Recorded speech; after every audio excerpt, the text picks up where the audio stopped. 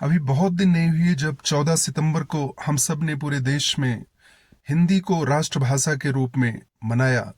और इस दौरान इस पे बहुत विचार और विमर्श हुआ कि कैसे हिंदी को और ज्यादा प्रचारित और प्रसारित किया जाए, कैसे इसको और समृद्ध किया जाए, कैसे इसको पूरे देश की भाषा बनाया जा सके सही मायने में।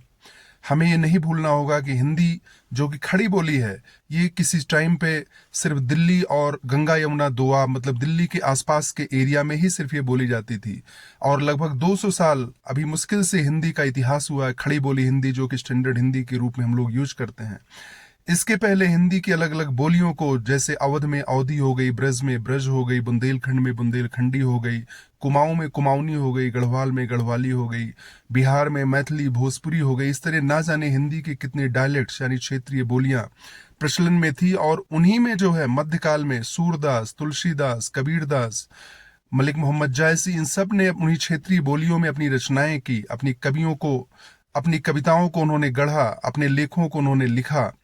तो कुल मिला के हम कह सकते हैं कि जो खड़ी बोली है इसका इतिहास बहुत छोटा है। और इवन आजादी के पहले इस देश में जो सबसे प्रचलित भाषा थी नॉर्थ भारत में, वो थी हिंदुस्तानी, जिसको हम कहते थे, जो कि हिंदी, उर्दू, पर्शियन इन सब का जो है मिला जुला रूप था।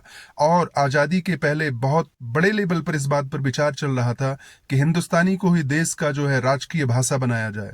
लेकिन चूंकि देश का विभाजन हो गया, इससे लोगों के मन में बहुत सारा जो है उस समय कड़वाहट थी, जिसकी वजह से जो है जब देश आजाद हुआ तो हिंदी के स्टैंडर्ड रूप यानी खड़ी बोली को, शुद्ध हिंदी को ही देश की राजकीय भाषा में चुना गया। हमें यह भी नहीं भूलना होगा कि हिंदुस्तान में लगभग जो है 44% लोग ही हिंदी बोलते हैं।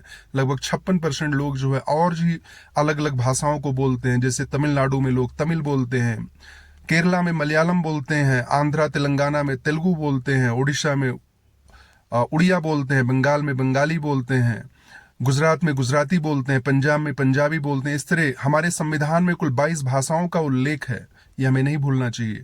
तो कुल मिला के अगर हम हिंदी भाषी और हमें लगता है कि नहीं हिंदी जो है पूरे देश की भाषा हो, तो निश्चित रूप से इसको और समावेशी बनाना होगा। इसमें अलग अलग भाषाओं के शब्दों को हमें सम्मिलित करना होगा। ये हमें नहीं भूलना है, इस चीज को हमें फिर से याद करना है कि अंग्रेजी जो आज की दुनिया की सबसे पावरफुल लैंग्वेज है, जो ग्लोबल लैंग्वेज है, अंग्रेजी में समय समय पे दुनिया की तमाम भाषाओं के जो प्रचलित शब्द हैं उनको सम्मिलित किया जाता है। जैसे हिंदी का पायजामा है, ठग है, चटनी है, जंगल है, पंडित है, खाकी है, इन सारे शब्दों को उसमें समाहित किया गया। इस तरह के सैकड़ों शब्द।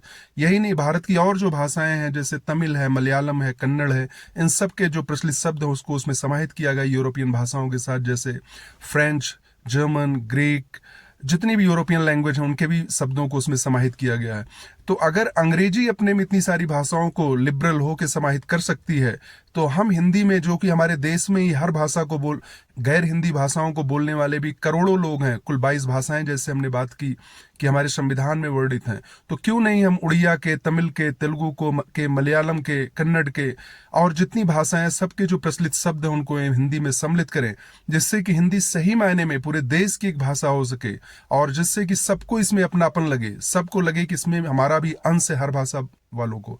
और हमें सोचना भी होगा कि अगर हम तमिल हैं या मलयालम हैं और हम पे अगर कहा जाए कि नहीं आपको हिंदी बोलना है, हिंदी लिखना है, तो शायद हमारे लिए उतना अच्छा नहीं लगेगा। जैसे कि हम हिंदी भाषी और हमें कोई कहा जाए कि तमिल या मलयालम या कन्नड़ ही आपको बोलना और लिखना है, तो हमारे लिए थोड़ा मुश्किल होगा। तो ये जरूरी है कि भारत जिसमें इतनी संस्कृतियां हैं, इतनी भाषाएं हैं, तो इसको हिंदी को बहुत ही समावेशी होने की जरूरत है। इसमें हर भाषा के प्रचलित शब्दों को इसमें आत्मसात करना है, ताकि ये सच में एक पूरे देश की और एक बहुत ही समृद्ध भाषा हो सके और हर कोई, हर भाषा बोलने वाले लोग पूरे देश के, उनको इसमें अपनापन लगे, उनको लगे कि नहीं हिंदी जो है इसमें हमारी भी भाषा के शब्द हैं, इसमें हमारा भी अपना अंश है। जैसे कि संस्कृत के बहुत सारे शब्द साउथ में प्रचलित हैं, उसी तरीके से हिंदी में भी ये जरूरी है कि हम जो है पूरे देश की जितनी भाषाएं हैं सबको समाहित कर ले, सबके मुख्य मुख्य शब्दों को ले ले। और इसके बजाय कि हम कठिन शब्दों पे जोर दें, जैसे कि टंकड़ है, जैसे हम कहते हैं कि अवतरणिका है या लौपदगामिनी है, जो कि मतलब बहुत कठिन कठिन शब्द हैं, तो इनकी बजाय हम क्यों नहीं कह सकते कि ट्रेन है, इसकी जगह हम कह सकते हैं कि सीढ़ी है या स्टेयर्स है। तो इस तरीके से, या फिर कंप्यूटर है, या फिर हम जो है टाइपिंग है, तो जो प्रचलित शब्द हैं अलग अलग भाषाओं के, उनको हमें जरूर हिंदी में समाहित करना होगा। तभी सही मायने में हिंदी जो है एक राजकीय भाषा से राष्ट्रीय भाषा का रूप